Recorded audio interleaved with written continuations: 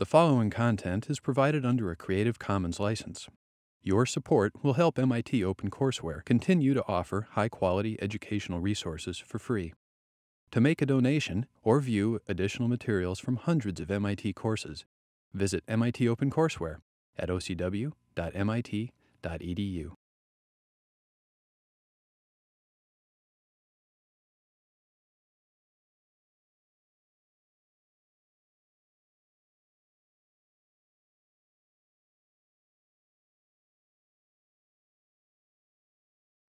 So how does a writer like Butler sort of hit upon this subject? I mean, is this, Butler was, he was a generation younger than Darwin, but, you know, not that much younger. He had met Darwin. Darwin, after this book was published, Darwin invited him to his house because he was very interested. He wanted to explore this, what's going on in this guy's mind, because there were lots of things going on here that, Darwin found rather fascinating. So why would Darwin even care about a book like this? What's in this book that might interest, a great scientist like Charles Darwin? I'm not saying that Butler and Darwin got along, but Darwin invited him down to his house for a weekend to talk with him. So what's here? Yeah, Charles. Well, kind of, in a way, the professor did for machines what Darwin did for living things, in terms of how, machines can, they all have their own varieties. There's variation, and then there's also gradual increments, how they just get better and better, and then obviously if they don't get better, they just get discarded. And so it's kind of like evolution for machines. Yeah. Yeah, so it's really I mean, we certainly all admit, don't we, that machines are constantly being improved upon. And the first versions are rarely, the ones that are the contemporary ones. Yeah. I think up until this point, obviously, we've been controlling that progression. Mm-hmm. And in the book, machines get to a point where they're almost evolving naturally. Mm-hmm. And I don't. Yeah. No, this is we're not going to grant this crazy professor his points here, but we want to sort of use these to sort of think about some of these questions. And we're going to read some further works, but somehow, how does this whole subject of machines come into this book? Why are the Erewhonians care one way or another about machines? And in fact, as the story goes, they all rose up against machines and destroyed the machines, because they were concerned that the machines were evolving into something that was going to be, they were going to compete. So this sort of came in. So the Erewhonians, what's their take? How did this all become so urgent for them?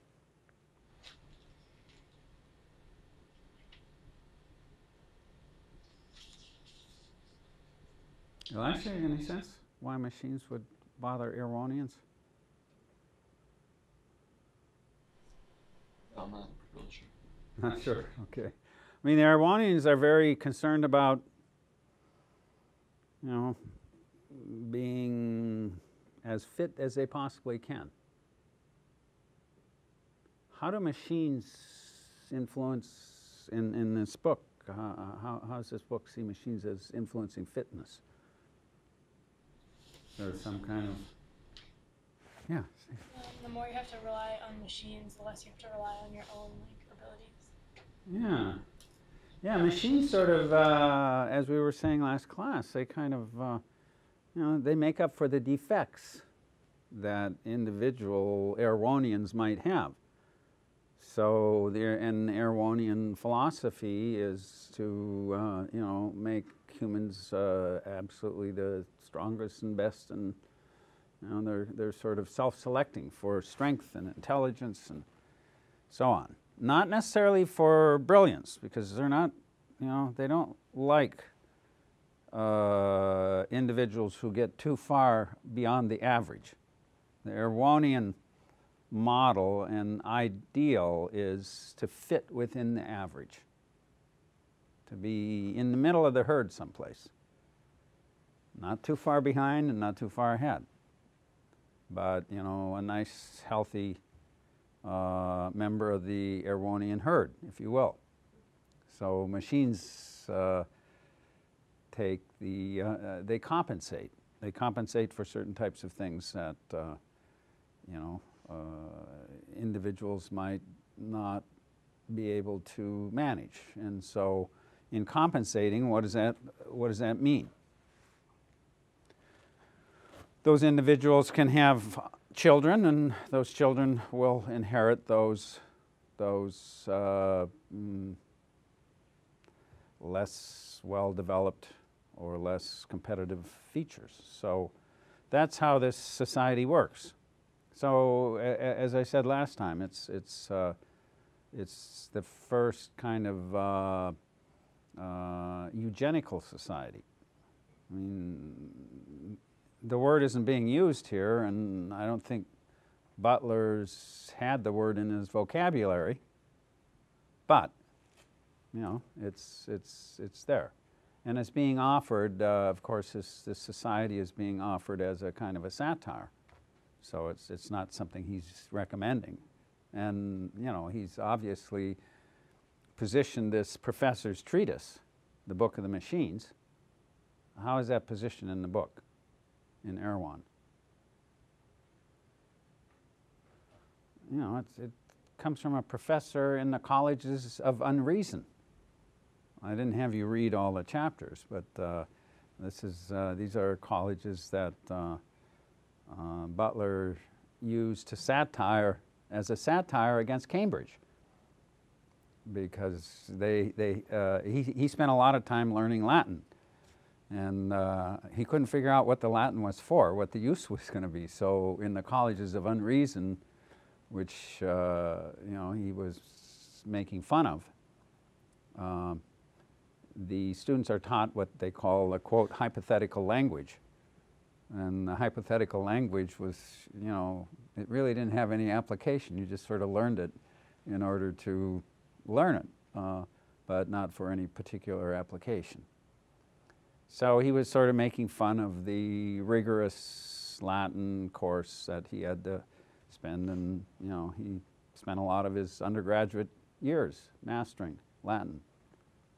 Some other things too, but a lot of the work that he felt that a lot of the work that he had done as an undergraduate was not really particularly useful for anything, and that it was more or less that he was being expected to go through hoops. So it was a satire, and I think we all have the experience of sometimes being in classes where in university where we wonder, what is this for anyway? Exactly how am I going to use this? So, I mean, this is a you might say a universal undergraduate experience of encountering certain types of things that you really wonder, what's the value of this? So he's, as I said, this book is a satire. It's really in many ways like Candide, only it's another generation, a couple of generations down the line. So it's much more in tune with the 19th century, post-Darwinian world. So this treatise that Chris was just giving us an introduction to is really a treatise written by a professor who is a member of this College of Unreason, and he's sort of giving a history, and he's articulating a theory of why, and this is a treatise that convinced the Erewhonians to go up against machines and to battle against them. And so they became this sort of anti-machine group, and they fought with the supporters of the machines, and the anti-machine group won. And so, and this is a treatise that they that convinced them to go to war against all people who would use machines, and that's why Butler, that's why the Butler's narrator in this book is jailed, because they find the watch. That's what gets him into trouble with these Erewhonians. Okay, so that's sort of the framework for this piece. Okay, so let me just say a little bit about the background, because this book is in the middle of a, there's a very large context for some of the things that are being explored in the book. And I sent you out some slides to just say a few things about these. But the existence of machines in Butler's day, in the mid 1800s, machines had proliferated in many different ways. Steam engines were quite common. That's what he's referring to with when he talks about the vapor engine here. And there had been an incredible amount of development of technology around steam power. I mean, steam power was an amazing addition to the possibilities for using and for applying motive force to various types of tasks. And it was steam power was widely used in the Victorian era, and it led to the development of all sorts of things, including the first railways. And as most people know, the railways really began to develop in a big way in the 1800s, both in England and the US. But in England, the railway system just exploded. It just developed, and so much so that people began to feel, railways were becoming rather intrusive. Butler himself, the author, was a tremendous user of railways. He traveled all over England and all over Europe on railways. Before that, you had to hire a trap with a horse or something like that. And in the years that Butler lived in New Zealand, a new railway was put in to bring goods from the harbor up to the city of Christchurch, where Butler went to on the South Island of New Zealand. So, and he knew the gentleman who developed the railway system and was one of the first people to ride on one of the first rides of the railway. So there is this sense of the presence of machines becoming rather extensive. And there were other things happening in the time, and he refers to some of this. So I'm just giving you some background on some of it. He talks about the power of machines in the Book of the Machines. In Erewhon, there's a mention to the power of machines for calculating.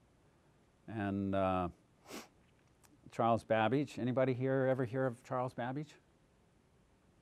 He's a great Victorian thinker. Somebody who Darwin knew. Darwin knew Charles Babbage. And Babbage was known as he was a genius. He was a wonderful, incredible, fertile mind, just thinking about difference engines, calculating engines, and how to use mechanical power to do numerical calculations. And the whole notion that something like this could be, I don't know if this will, oh, that's not the one I wanted. Okay, well, I sent you an inset. This machine, this difference engine Babbage designed and sort of described how it should be built, but he did not have the resources to build it. So it was always a big question, well, do Babbage's machines really work? And I sent you a clip in this, so if you go back to the slides, of a professor out University of California, Berkeley, who actually built Babbage's machine. And he has a grinder for it, and he actually, at a recent conference, demoed it. And his difference engine works quite beautifully. So he actually built it to scale. Babbage didn't have the resources, and he was one of these people who worked and worked and worked and was always short of money and never had quite enough to carry out all his different schemes. But what he did show is machines, mechanical devices, could be used to process things that we think of as thought. And so again, this notion of the mechanical world and its capabilities among many, many Victorians, 19th century people, had become a very powerful and compelling idea. And people like Darwin and the technical elites were quite familiar with these possibilities. And also these notions of mechanical and the prevalence of the mechanical world and its capabilities were not just elites. Were, you know, many people in the middle class and in the working classes were in the same environments and understood that these forms of progress were trend-setting and incredibly important, and transforming the way people lived. There were a number of people, Babbage's machines, Ada Lovelace, Lord Byron's daughter, the poet's daughter. She was one of the first programmers. She was a mathematician, and she wrote programs for Babbage's machines. And she understood the whole notion of programming, the idea that you would create instructions for machines, and then you could feed them into machines, and machines could carry out your instructions. So when we think of these ravings of this professor here, keep in mind that Butler's aware of all this world, and you know he's not just kind of coming up out of nowhere with these notions, but he's using them also in a kind of you know, it's a sort of satire. He's not being totally serious, but he's also, you know, trying to tweak your imagination into thinking about it. And that's what the book's for. It's not to tell you that this is exactly what's going to happen. It's just to make you think about it and think a little more deeply and get beyond your everyday assumptions. And that's the spirit of the book. So he says, at the start of chapter 1 of the first chapter on the Book of the Machines, it runs through 3 chapters. He says, there was a time when the earth was, to all appearance, utterly destitute, both of animal and vegetable life, and when, according to the opinion of our best philosophers, it was simply a hot round ball with a crust gradually cooling. Now, if a human being had existed while the earth was in this state, and had been allowed to see it as though it were some other world with which he had no concern, and if at the same time he were entirely ignorant of all physical science, would he not have pronounced it impossible that creatures possessed of anything like consciousness should be evolved from the seeming cinder which he was beholding? Would he not have denied that it contained any potentiality of consciousness? Yet, in the course of time, consciousness came. is it not possible then that there may be even yet new channels dug out for consciousness, though we can detect no signs of them at present? So, what's he saying? I mean, how do we understand this? What does it mean?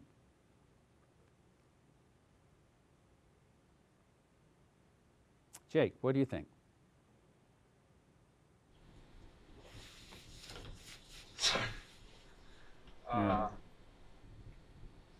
He says that consciousness, no one would imagine consciousness looking at the earth before, just as it was at the very earliest stage. So, well, he's saying that if you look at the very early stages, not only is there no life at all, but if you think of consciousness as like it's an advanced concept really, and you look at the very basic Earth, no life, right? You think, well, maybe some basic life, bacteria, viruses. I mean, the real basic stuff could come out of that maybe. But you think about complex things like self-awareness and cognizance, and I mean, you really don't see that coming. That's what his point is. His point is that these complex things aren't just start popping up all over the place. It just doesn't make sense to see that happening. okay. And then I think he also leaves it open for kind of like the unfathomable, beyond. Like if our consciousness came out of this nothing, this, ball of like magma, then in another, however many millennia, what could consciousness evolve to? What's the next level of consciousness? Yeah, it's pretty impressive that, I mean, from a naturalistic point of view, it's pretty impressive that self-awareness, consciousness, and things of those sorts, that level of activity emerged from a planet that was, at least in the scientific framework of understanding, pretty much a barren planet with nothing on it. So this notion of progress, things, I mean, this notion that change takes place somehow in this endlessly iterative process, that's the key here. And his application of it to machines can make us think back to what is it special about natural selection? What is it about the selection process that delivers something not just the same, but it delivers incremental change? David?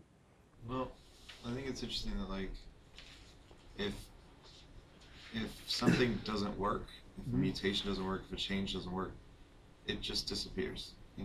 It isn't allowed to progress at all. So I mean, it keeps that from stagnating, and it always drives something forward, whether it's more complex or more, works better.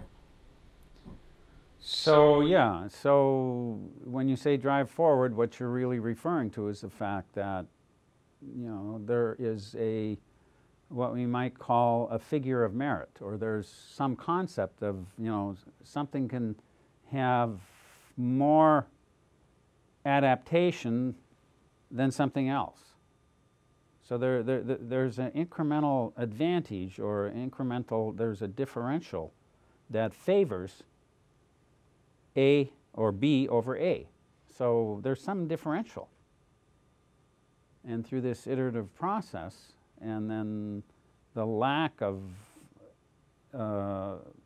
resources to support everything, as Malthus and then Darwin both said, if everything were supported, one single species would totally occupy the earth.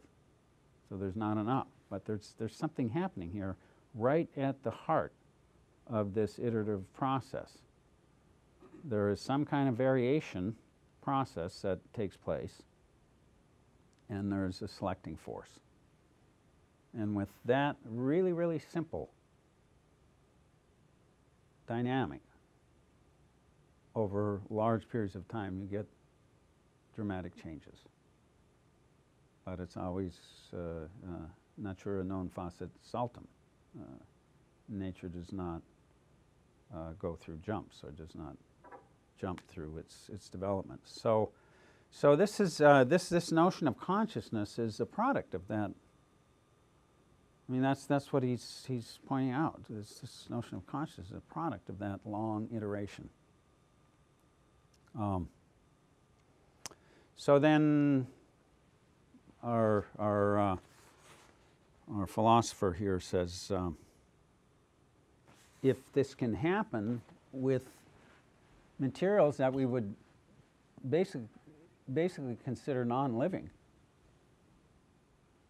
why could it not happen with machines? So what about this analogy with machines? Are we back into the realm of Cleanthes with analogies that really don't work? I mean, why does he apply this concept of machines? What is it about machines as opposed to rocks or something?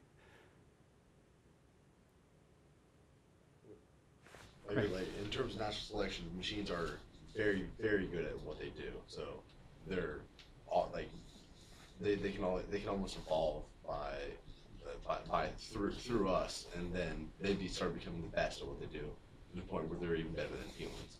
So I guess if you take it from that stance, you could say that they could continue evolving and they're better than humans by themselves. Yeah, machines don't stay the same because we interact with them. Is that correct? I mean, that's how we put it. So we are, in some sense, a selecting force. Now, in what way is this different from natural selection? The human selecting force on machines, making machines better, that primitive steam machine of Watt, as we all know, developed into these incredible railway engines. So how is that similar and different from natural selection? Well, in the case of machines, the humans are constantly adapting the machines. And I think Darwin said something about like how natural selection never occurs for one animal. Like one animal doesn't evolve to benefit another animal. Like it always evolves to benefit itself, or it always selects for things for itself. Yes. I know that was in the instinct chapter, but I think it. No, you're absolutely correct. The whole notion. He says if you can show me something that doesn't, my whole theory would have to be reconsidered. So the machines would have to reach some threshold where they could somehow supply the change themselves. Okay. Other thoughts on this?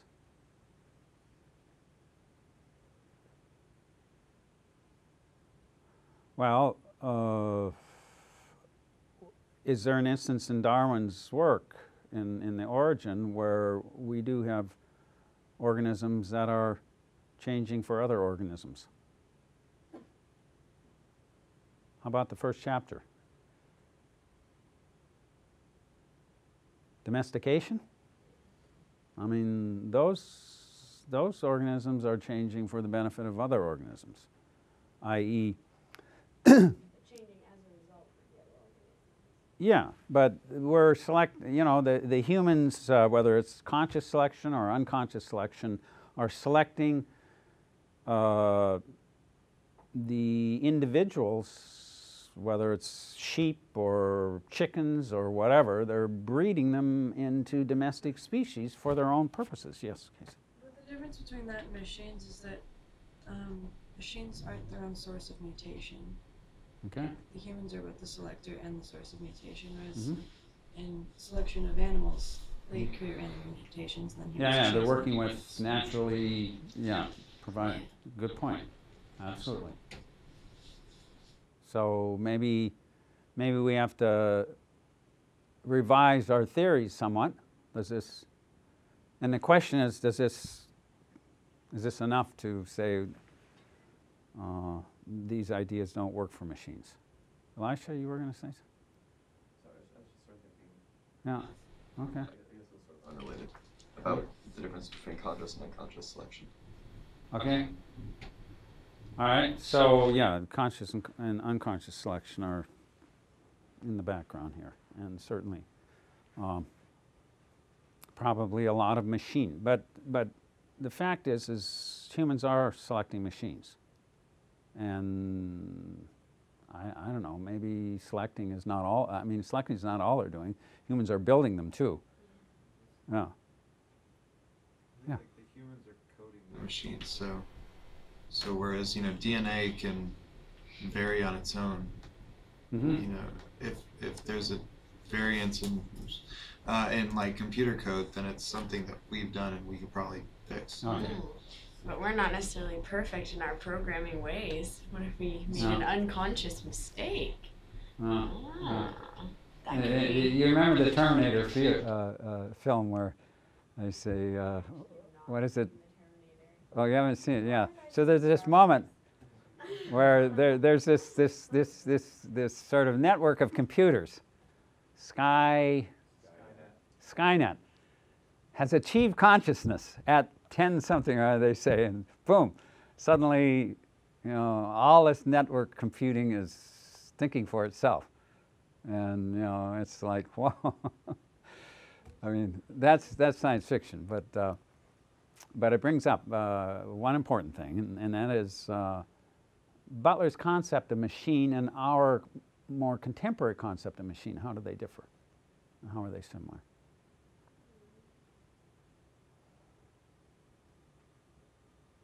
I think Butler's concept of machine, I don't think it's like impossible, like in the future. Like given the way we've advanced technology, I mean, I don't think it's impossible to one day imagine machines at that level, at like Butler's level, at the science fiction level.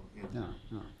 I mean, he certainly is aware of machines being capable of calculating things and thinking, as he says, as the writer in the book says, the mad professor says. When we need to do numbers, we fly to our machines. They're faster, they don't need to rest, and they're more accurate than we are. Of course, we build them and we keep them going and so forth, but nevertheless, they function better at certain levels. So he's aware of this, but most of his mechanical examples here are 19th century mechanical. The computational world that we see coming in just in its early nascent stage with Babbage is going to explode later, but that's going to be after Butler's time. But the concept of a machine as a device for achieving a certain end will become more complicated. The early versions of machine, the steam machines and things of that sort are, powerful, very, very effective at what they do and prevalent. But in that very evolution of things, machines are going to become vastly more complicated, vastly more capable. This is more what we would associate with a Lamarckian model of the transmission of innovative features. So this whole concept that inheritance actually works and transmits the new level of adaptation of the parent that has been achieved by the parent. That kind of model for that's a model for very rapid change. It's still systematic. These changes all seem to, they're made because they advance functionality and adaptability, if you will, to the task. So, but there's some kind of mechanism here, and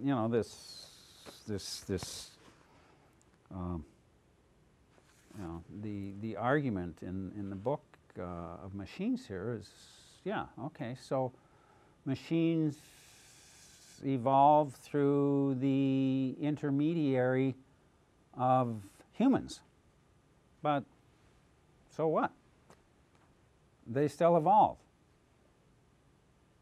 And so, yeah, it's a different form, but we would want to think of it at least in these terms, because in many ways they're doing the same things as, or they're performing functions, and in many ways these functions are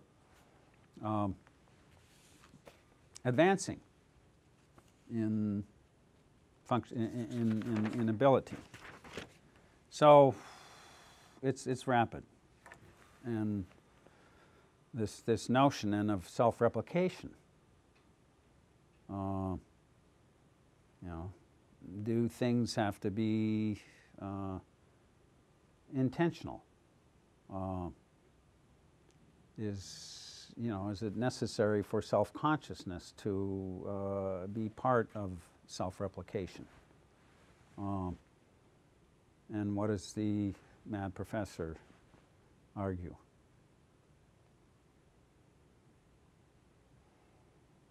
Well, he says one thing, what is consciousness? I mean, do we have a definition of consciousness? I mean, we all think we know what consciousness is, but, how do we know? I mean, how do I know you all aren't zombies who've come here to my class? How do you know I'm not just some kind of programmed, something that MIT is testing out, and they have this guy showing up every morning, and he's trying to teach this class, and there's some person just behind the wall who's manipulating me. I mean, do you know? Do you know what's in somebody else's head? Yeah. I think our ideas of consciousness is like from earlier in there. It's one of those things that we only really know through our daily experience with it. Mm-hmm. But when we get outside of sort of our comfort zone, things get fuzzy. Mm-hmm. Okay. So we sort of know what we know, and as Descartes says, "I think, therefore I am." That's a pretty confident statement. But do you think, and therefore are you? I mean, we can't absolutely verify. And even then, even if we can, still, what is the definition of self-consciousness? We struggle with that, especially when we try to. I mean, we don't struggle with it at the level of, say, the novel. Or, I mean, certainly some novels take up the questions of consciousness. Proust was very into questions like this, but where we really begin to struggle with self-consciousness is when we begin to try to think of it in a scientific framework of analyzing it and producing it. I mean, what would it mean to produce consciousness? Well, you have to come up with some definitions. And definitions aren't all that easy. Yeah, David. I think, like, part of us being unable to deal with, with the concept of consciousness with machines is if you look at, as machines become more and more, I guess, used, like, in the home or whatever. Okay, a specific example, like, imagine, the little robotic vacuums, right? They kind of autonomously go around the house. Like, how many people do you know personify those vacuums? Like, they consider it like a pet. Like, they, it's easy for us to imagine that vacuum has a little goal in mind while it's vacuuming, just because we're so used to a consciousness that it's hard for us to see a machine acting like us or performing a task like us and not expect it to have any type of internal. This is a big absolute. Yeah. I mean, Turing would come up with the Turing test. We're going to read Turing a little later. But, Alan Turing thought about these problems. He tried to understand them and tried to come up with ways of thinking about them. Not always successful, but pretty penetrating. But certainly, a lot of the things, do you think we are constantly self-conscious of everything that we do? I mean, we do a tremendous amount of work, labor, which we don't think consciously about as we do it. I mean, so this whole notion of consciousness is you know, it's not always present in behavior. And so, you know, it sort of glides, and the Book of the Machines argues something to the effect that, how can we know a potato doesn't have I mean, a potato in the cellar grows roots and tries to, and we say try, these roots go toward, they're phototropic or whatever they are, and they look for opportunities to implant themselves into some source of sustenance. And as the professor says in the book, he says, isn't this a sort of low form of consciousness? I mean, at what level does consciousness start in the animal world? Are insects conscious?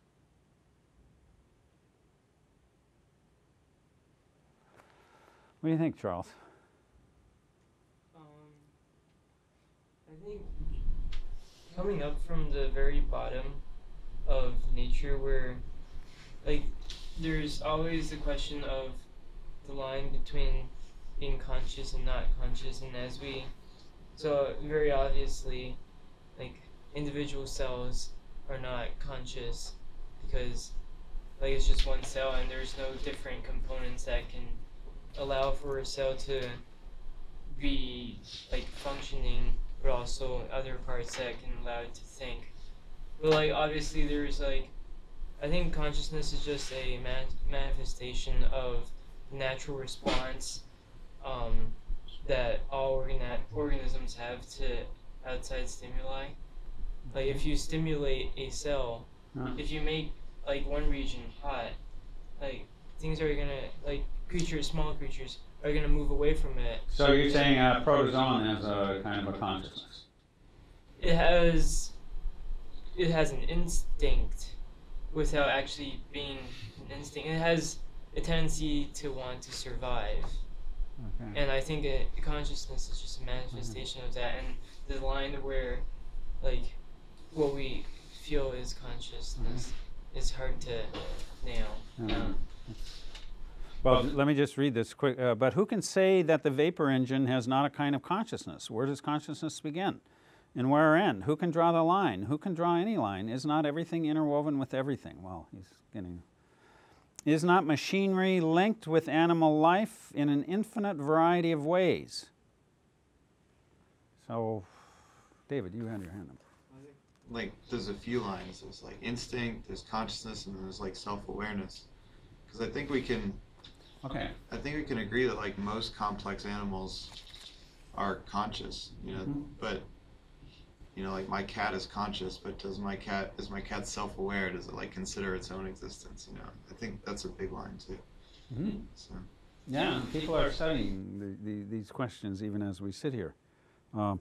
He says further on, you know, he says, whether those things which we deem most purely spiritual are anything but disturbances of equilibrium in an infinite series of levers. So we're coming back to, you remember Paley, how beautifully he outlined the body as a mechanism in his effort to show that it had this wonderful design. So in some sense, the design people now, he's coming back to them, because Paley in showing, and other people too, I mean I showed you a lot of different, but in showing the body as this mechanism, and you know, Gray's Anatomy, showing all the parts of the body and beautifully dissecting it out and so forth, we see, you know, body's really an incredible machine.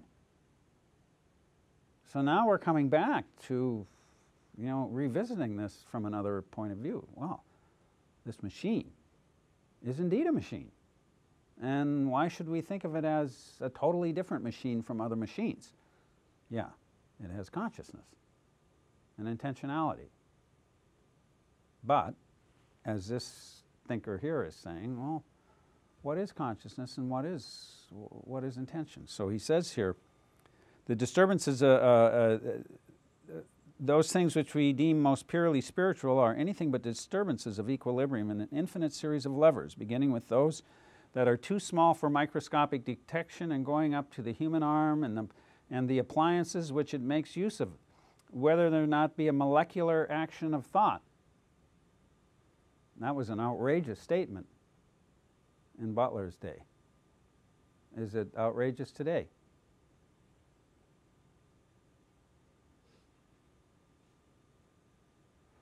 No cognitive scientists in here I can see.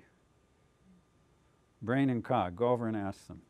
Is thought process somehow mechanical? Are there mechanical, electrical, chemical aspects to it? Is it, I'm sure nobody will give you a definitive answer, but certainly it's the realm of investigation today, right here as we sit. Yeah, Chink. Well, I mean, the way the nerves work, it is chemicals firing in and out of cells to carry electrical impulse. But I don't know if there can be, because I don't think, again, not a brain and cog side guy, but I don't think it's fully understood how those electrical impulses translate into like thought and the more. I mean, we're not cognitive science. We're reading a novel, but what's interesting is how this piece of speculation brings up questions that, you know, within the framework of evolutionary thinking. I mean, he couldn't have come up with these questions without the evolutionary framework. You understand that because he's thinking of it as this kind of incremental process that has delivered greater and greater functionality over time, and he's saying, why not for mechanical devices? So he's jumping directly from organic to what we would call the inorganic world. But he's saying, look, you know, these parallels are not outrageous. And we can use one to think about the other. So yeah, we can't come to a definitive answer here on, you know, the question, but we know that the question is not an outrageous question any longer. And the theories and arguments in this, outrageous as they were in their time, well, when he says man is a machinate animal, I mean, yeah, we are merging with machines. We do all sorts of weird things with machines. But certainly machines have extended our functionality in dramatic ways. And so I mean, this limb here, you know, there are people using artificial limbs that are highly functional and have merged with, and you know, I suppose you could do a thought experiment. I'm going to have to break here soon because I have to leave early today. But a person could do a thought experiment and say, well, how many different artificial things do we have for the body today? We have artificial hands, we have artificial limbs, we have we're working on artificial hearts, we're working on artificial, I don't know, all kinds of artificial things.